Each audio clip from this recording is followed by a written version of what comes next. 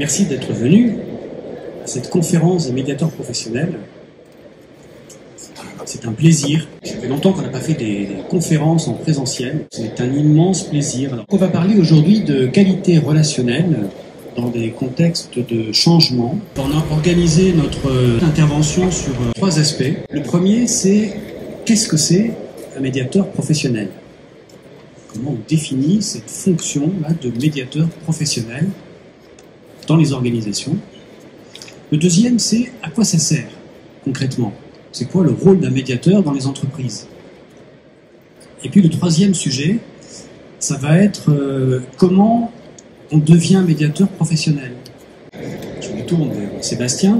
Les entreprises, comme tout groupe humain, en fait, sont soumis constamment à des changements. Évidemment, c'est par exemple une réglementation qui change, un accident du travail, un système d'information qui se déploie, etc. Enfin, on va pas faire la liste, simplement, c'est tout le temps impermanent. Et quand on l'aborde de cette manière-là, on l'aborde d'une manière un peu macroscopique, en fait, un peu générale. Lorsqu'on est consultant en conduite de projet, lorsqu'on est médiateur professionnel, lorsqu'on est RH, dirigeant, chef de projet, on a besoin d'être minutieux en fait dans la conduite du changement parce qu'on veut que le changement se passe au mieux. Et donc il faut déjà avoir en conscience que c'est un changement. Et un changement, c'est un phénomène relationnel. C'est un objet ou une personne qui exerce à un moment donné une force ou une contrainte sur une autre personne, sur un autre objet, et qui va créer un mouvement. Et à ce moment-là, ils sont en relation. Voilà. Donc finalement, tout est interaction. Nous sommes conditionnés, toute notre vie est conditionnée par des interactions. Et évidemment, le médiateur professionnel, c'est celui qui va s'intéresser au phénomène relationnel entre les personnes. Bon, en fait, c'est juste une question d'attention. Je fais un petit parallèle. Il y a un observatoire en Haute-Provence. Je ne vais pas faire de l'astrophysique compliquée. C'est juste pour dire que c'est un observatoire qui a été créé en 1950. Et c'est un des plus importants d'Europe à ce moment-là. Et ils ont trouvé une planète, la première exoplanète, la première qu'on trouve en dehors du système solaire. Et pour la trouver, en fait, c'est pas très lumineux, une planète, on la voit pas au télescope. Ils ont vu une étoile qui bougeait, qui vibrait, et ils comprenaient pas pourquoi. Et en fait, à l'étude, avec une ingénierie spéciale, avec des spectromètres, etc., qui étaient assez innovants, ils ont mesuré finalement que si elle bougeait, c'était parce qu'il y avait une planète qui tournait autour, qui avait une influence sur elle de la même manière qu'elle tournait autour par effet gravitationnel. Bon, mais c'est ça, un médiateur professionnel, c'est quelqu'un qui dispose d'une ingénierie relationnelle qui permet vraiment de rentrer dans les relations en détail et qui sait exactement pourquoi une personne se met en mouvement, pourquoi une relation se dégrade et pourquoi elle peut s'améliorer aussi. Tu fais le lien avec l'astrophysique, ça montre bien que c'est de la technicité, c'est de l'ingénierie. C'est pas des croyances, c'est pas non, ça repose sur l'interprétation, ça repose sur une approche rationnelle. Très rationnelle de la relation et des interactions entre les personnes. Un médiateur professionnel va voir des choses avec cette rationalité que le commun des mortels, moi avant d'être formé médiateur, je ne voyais pas. Je vivais les choses, je les subissais, je subissais les interactions, mais je n'avais pas de prise dessus en fait. Donc le premier déterminant dans la qualité relationnelle sur lequel on peut intervenir, sur lequel l'ingénierie relationnelle va pouvoir intervenir avec précision, c'est la manière qu'on a de se mettre en relation avec les personnes, la manière de se parler. Donc les médiateurs ont développé toute une instrumentation, un langage notamment, que dans notre jargon on appelle l'hétérocentrage. J'espère que tout le monde connaîtra ça un jour, et qui permet justement aux personnes d'apprendre, de s'approprier d'autres langages, d'autres manières de faire, surtout quand les relations sont difficiles. Quand tout se passe bien, à la limite, on n'a pas vraiment besoin d'être minutieux dans les relations. La deuxième chose, le deuxième déterminant de qualité relationnelle, c'est tout ce qui touche au processus décisionnel. C'est toujours un peu aléatoire d'écarter d'une décision des personnes qui vont subir les conséquences de cette décision. Alors, c'est pas toujours possible, dans une entreprise de 70 000 salariés, d'impliquer tous les salariés dans une décision. Mais d'y réfléchir, c'est quelque chose qui va être important. Sur quoi repose la décision? Est-ce qu'on est sur des points de vue qui sont factuels, ou est-ce qu'on est sur des points de vue qui reposent sur des interprétations pas du tout objectives? Voilà. Qui prend la décision? Est-ce que c'est une personne qui fait autorité hiérarchique, ou est-ce que la décision est le résultat d'un accord? Toute cette réflexion-là et toute cette grille de lecture permet de consolider et de sécuriser le processus décisionnel. Et la troisième chose, c'est aussi le troisième déterminant, c'est la qualité d'implication et la motivation des personnes dans le projet.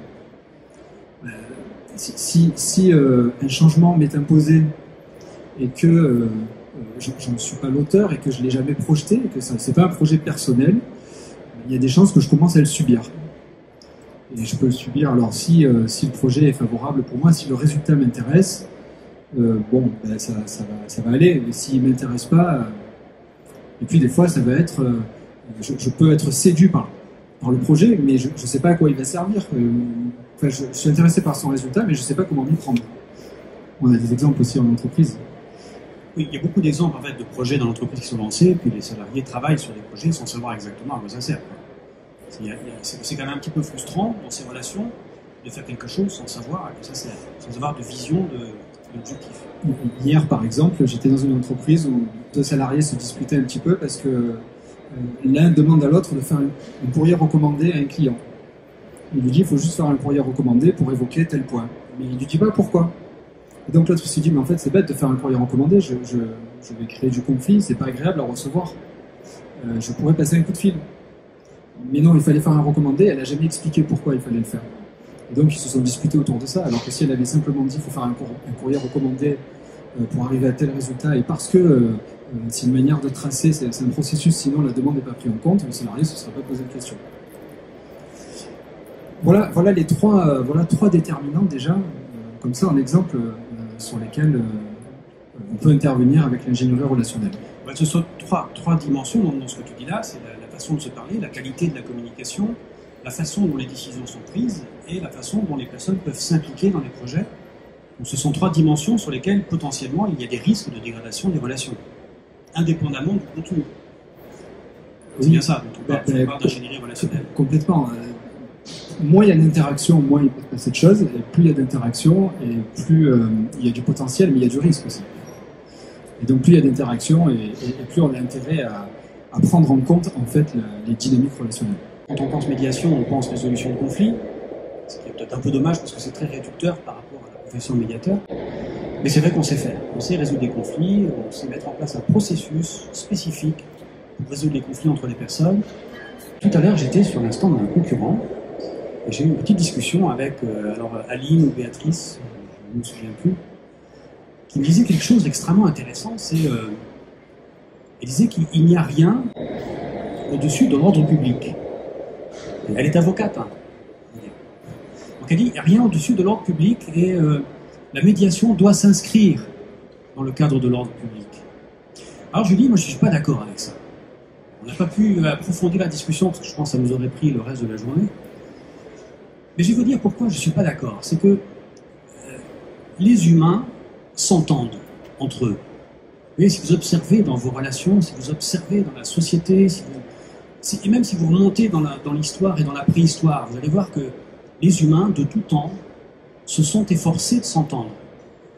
Et c'est facile à imaginer, en fait. Imaginez que vous avez un mammouth à tuer, ça va être plus facile à plusieurs que tout seul. Je n'ai jamais essayé, mais je m'imagine assez bien la situation. Et donc les humains ont cherché à s'entendre. Alors comment on fait pour s'entendre? Parce que c'est pas toujours facile de s'entendre. Alors ils se sont inventés des dieux qui leur ont donné des principes de vie, de cohabitation. Puis après ils se sont créés des lois, ils ont créé des codes, des règles. Et puis ils ont normalisé comme ça les relations. Ils ont réglementé les relations. Ils les ont encadrées pour pouvoir faire vivre cette entente. Alors on voit bien que ça marche pas toujours. Mais malgré tout, il y a cette envie quand même de s'entendre. Et alors, donc, cette notion d'entente, là, c'est un élément qui est universel. Et vous voyez bien que c'est supérieur à l'ordre public.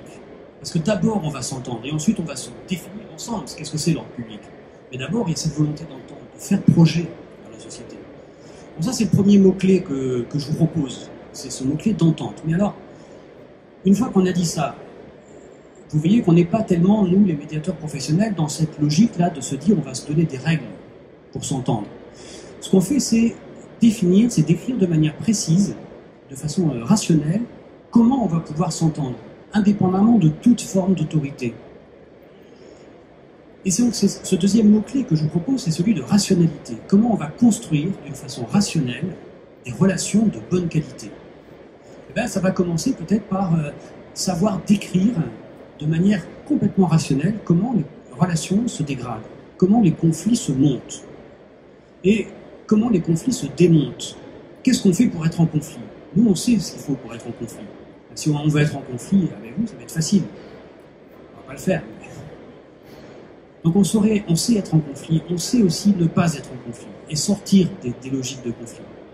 Parce qu'on a cette approche complètement rationnelle des relations qui ne repose pas sur des paradigmes d'autorité. Voilà, donc c'est ce deuxième mot-clé de rationalité.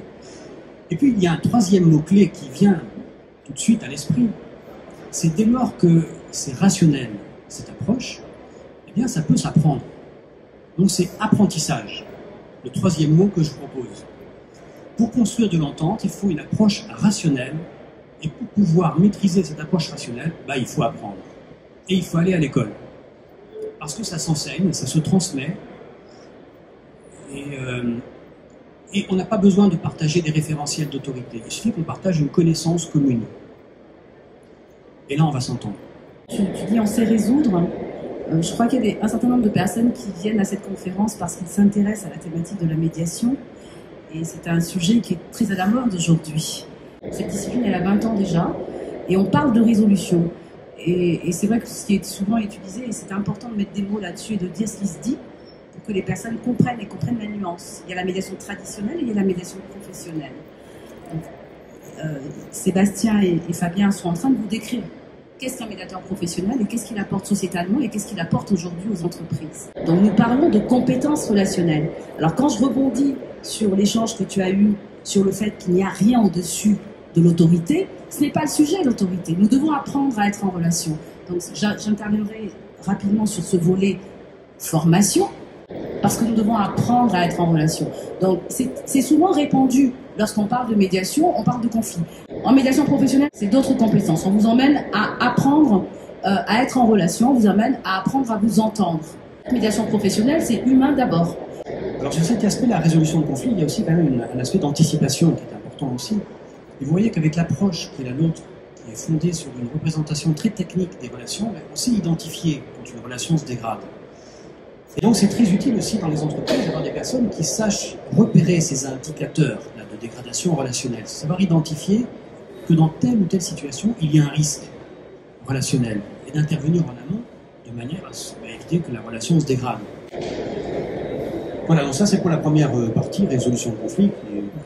La deuxième, c'est ce que commençait à dire Aïcha, c'est-à-dire qu'on peut très bien résoudre, anticiper, mais là ça veut dire que tu fais à la place des autres, quasiment, c'est-à-dire que les personnes vont être dans leur processus, tu vas les conduire.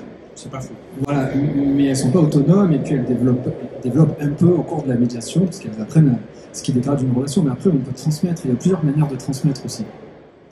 Alors c'est vrai que là, Aïcha aura certainement des choses à dire là-dessus, mais le PMN, c'est une école, c'est d'abord une école pour former les médiateurs professionnels, mais c'est aussi une école pour transmettre des compétences relationnelles à tous les acteurs de la société. Alors ici, on parle plutôt d'entreprise, c'est vrai dans la société civile en général. Cette action-là des médiateurs professionnels, de transmission de compétences, c'est aussi un élément qui est fondamental dans la fonction du médiateur. Là, on est sur l'aspect à quoi ça sert un médiateur en entreprise. Ça sert à anticiper et résoudre les conflits, mais ça sert aussi à transmettre des compétences, à permettre aux managers de développer, alors sans vouloir devenir forcément médiateurs professionnels eux-mêmes, mais de leur permettre de développer des compétences qui vont leur permettre d'être beaucoup plus à l'aise dans leur fonction managériale sur les aspects relationnels. Évidemment, ce n'est pas sur le contenu de leur fonction de manager, c'est sur les aspects relationnels. C'est comment impliquer les gens, qu'est-ce qui démotive les gens, et qu'est-ce qui est susceptible de les motiver. Parce qu'on parle beaucoup de motivation au travail, mais si on ne sait pas comment les gens se démotivent, comment vous voulez les motiver? Donc il y a des mécanismes de démotivation qu'il faut connaître. Donc là, c'est plutôt au niveau des managers et des dirigeants. Il y a aussi des missions qui peuvent être confiées aux médiateurs professionnels, d'accompagner les dirigeants dans la construction d'un projet d'entreprise, dans la façon de mettre en place des processus décisionnels qui vont fonctionner, la façon d'impliquer les gens, de les faire participer, de créer de la concertation au bon niveau, parce que tout le monde n'a pas forcément envie d'être concerté sur tous les sujets dans l'entreprise. Il y a 3 axes d'intervention pour les médiateurs professionnels. La résolution du conflit que nous évoquions tout à l'heure, c'est le minimum que nous sachions faire.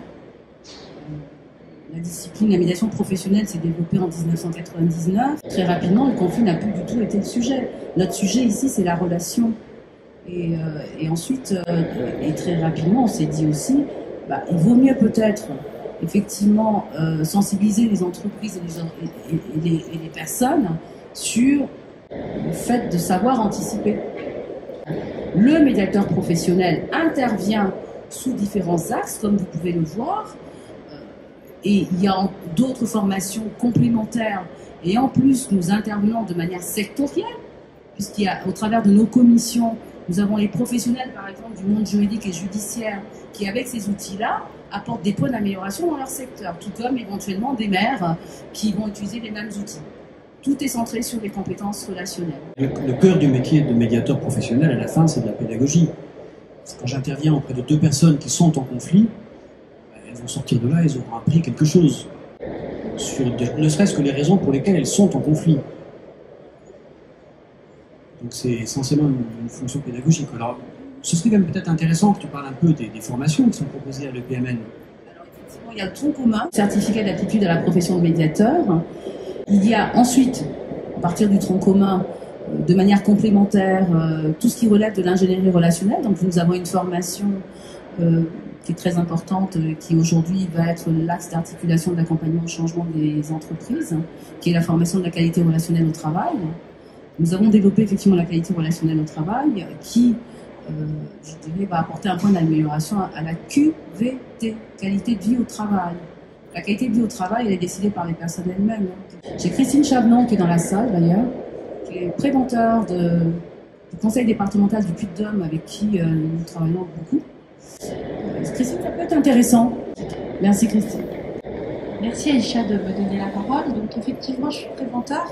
Je m'occupe depuis 2014 de la prévention des risques professionnels, particulièrement des risques psychosociaux. Je me suis rendu compte au bout d'un moment que la prévention des risques psychosociaux c'était une chose et que indirectement ça pouvait améliorer certains types de relations, mais qu'en fait les relations dégradées n'étaient pas du tout traitées en tant que telles.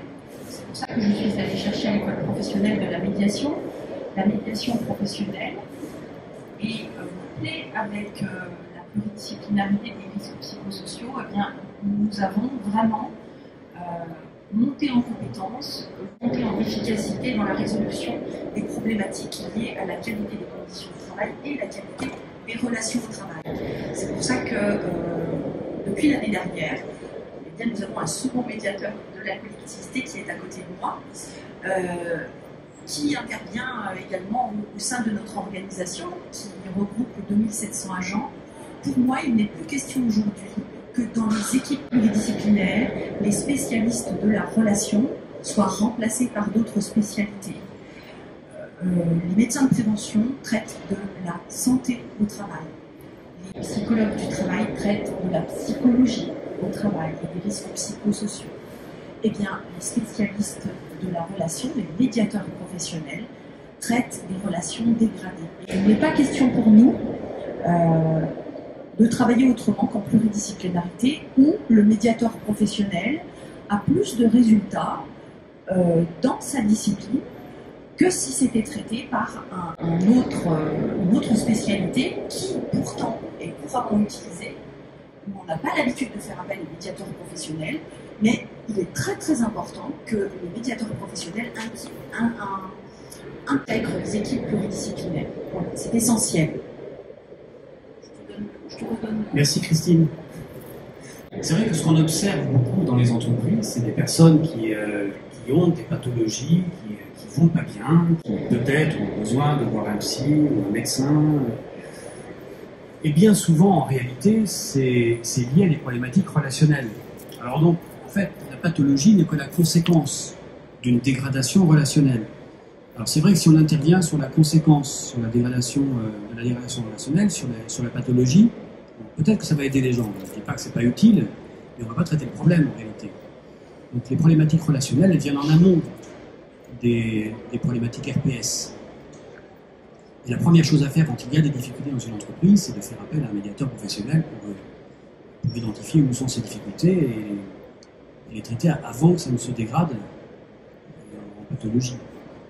Donc il y a peut-être des questions.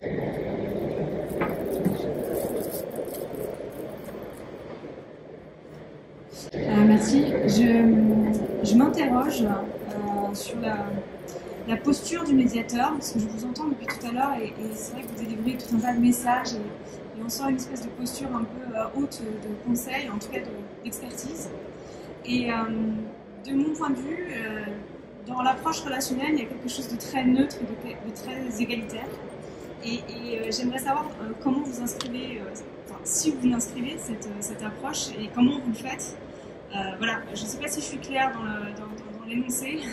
Oui, égalitaire en ce sens que tout le monde fonctionne de la même façon. Non, égalitaire dans le sens où on est tous à un même niveau et que pour moi, pour entrer dans la relation avec l'autre, il faut avoir une certaine ouverture, une certaine curiosité au monde de l'autre et que par conséquent, en apportant une espèce d'expertise ou de posture où on doit enseigner, délivrer des informations, je ne suis pas sûre, ça m'interroge sur le côté relationnel, pur et authentique. Je vais vous répondre de manière très précise. Quelqu'un qui est en conflit, c'est quelqu'un qui n'a pas su faire autrement parce que tous les humains naissent ignorants. Et ça, c'est quelque chose que tout le monde partage. C'est pour ça que je dis, tous les humains fonctionnent de la même façon dans leur relation. Donc je reçois deux personnes, l'un est PDG et puis l'autre est ouvrier spécialisé. Ce sont deux systèmes relationnels qui sont strictement au même niveau de ce point de vue-là. Ils sont tous les deux nés ignorants, ils ont tous les deux développé des habitudes de pensée selon des mécanismes que je vais pouvoir décrire, et ils en sont arrivés à cette situation-là de conflit parce que tous les deux ils n'ont pas su faire. Et je vais les accompagner dans ce chemin de réflexion sur quelque chose qu'ils ne connaissent pas en réalité, qui est leur propre fonctionnement dans l'interrelation, leur fonctionnement émotionnel, leur motivation à être en conflit. Ça répond à votre question ? Ou ça en suscite d'autres peut-être ? Voilà. Il y avait une question aussi derrière vous, je crois. Des outils pour les aider à résoudre les conflits, mais je m'interroge si par exemple la personne ne souhaite pas sortir. Ça n'arrive pas. C'est une vue de l'esprit. Non. Il faut se mettre d'accord sur ce qu'est un conflit. Il faut en revenir à l'étymologie du mot. Un conflit, ça veut dire conflictus en latin. C'est avec heurt. C'est une relation qui est heurtée. C'est une relation qui entrave. C'est une relation qui empêche d'avancer. Et personne ne veut une relation qui entrave, qui empêche d'avancer. C'est pas vrai, ça. Il y a des personnes qui ne savent pas comment faire autrement, ou qui n'imaginent pas de sortir de leur conflit, parce que c'est une limite à leur imagination. Elles ne savent pas comment faire. Mais une personne qui a cette volonté de vivre dans une relation heurtée, ça n'existe pas. Merci. Je crois que Christine, vous voulez interagir. Approche-toi, Christine. Oui, je voulais interagir sur la première question, en fait sur la vôtre. Et c'est vrai que dans les organisations de travail, on confond souvent la subordination par rapport à un chef de service ou par rapport à un manager ou un encadrant, peu importe si on est dans le privé ou dans le public. Et en fait, il y a de la subordination uniquement par rapport aux objectifs de travail. Par contre, ce que nous apprenons, nous, ce que la qualité des relations au travail, ce que l'ingénierie relationnelle apprend à chacun, c'est qu'il n'y a aucune subordination relationnelle. Si bien qu'un manager va très bien pouvoir faire appel à nous pour un conflit avec un de ses agents ou un de ses salariés. Il aura une fonction différente, mais au niveau de la relation, il n'y a aucune subordination relationnelle, si bien que les deux parties seront traitées de la même manière. Alors je dis exactement la même chose que Fabien, mais avec le langage d'entreprise. C'est vrai que dès lors qu'on a affaire à un supérieur hiérarchique, on imagine que nos relations doivent être différentes. Eh bien non, puisque la subordination relationnelle n'existe pas.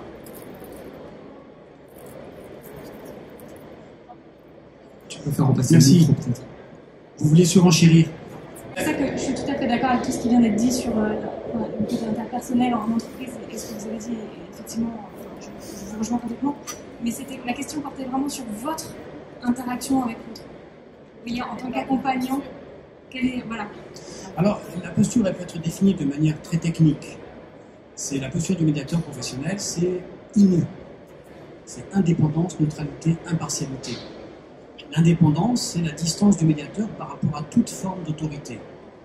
Qu'elle soit hiérarchique, qu'elle soit tutélaire, qu'elle soit culturelle aussi. Alors ça, c'est l'indépendance. Ensuite, il y a la neutralité par rapport à la solution. La neutralité, c'est la distance du médiateur qu'il met par rapport aux solutions que les personnes vont trouver. Donc il accompagne une solution, il éclaire le paysage pour les personnes, il les aide à trouver ensemble les éléments de leur solution, à construire leur projet, à identifier les risques sur leur projet, les obstacles qui pourraient se présenter. Il accompagne cette réflexion, mais il ne l'oriente pas, cette réflexion. Et il y a un troisième élément de distanciation, c'est l'impartialité. C'est la distance du médiateur par rapport aux personnes, par rapport aux parties, comme le mot l'indique. Et donc ça veut dire que le médiateur n'est pas de parti pris vis-à-vis d'une personne, n'a pas d'intérêt commun avec les personnes qui l'accompagnent. Voilà, ça c'est sur un plan purement formel. C'est comme ça que c'est défini dans notre code d'éthique et de déontologie. Ensuite, de manière totalement imagée, je pourrais dire que le travail du médiateur professionnel, c'est celui de l'entomologiste qui observe une ruche. Voilà, j'observe des interactions. Alors, c'est pas du tout péjoratif, hein, c'est pas pour dire que... Mais c'est un travail d'observation scientifique et d'intervention scientifique sur des mécanismes relationnels. Donc, on connaît sans doute mieux les mécanismes relationnels entre les humains que ceux entre les abeilles. Mais c'est pour dire que la posture du médiateur, c'est ça. Il est complètement extérieur par rapport à ce que sont en train de vivre les gens. Une autre image, ce serait de dire, et tout à l'heure j'ai cité une pièce de théâtre où j'ai joué même, c'est le médiateur est au théâtre, et puis il y a des personnes qui jouent le drame de leur conflit, le drame de leur existence. Là encore, c'est pas péjoratif. Simplement, les personnes vivent des choses qui sont très fortement émotionnelles, donc elles vivent un drame, et puis le médiateur est l'observateur de ce drame. Et il va pouvoir interagir à distance pour aider les personnes à se sortir de cet ornière. Plus clair, merci. Alors, tout à l'heure, il y a 5 minutes, il nous restait 5 minutes. J'ai tout cramé, pardon. Je vous propose de se retrouver au stand E21. Merci Aïcha, merci à tous d'être venus à cette séance tout à fait plaisante. À bientôt.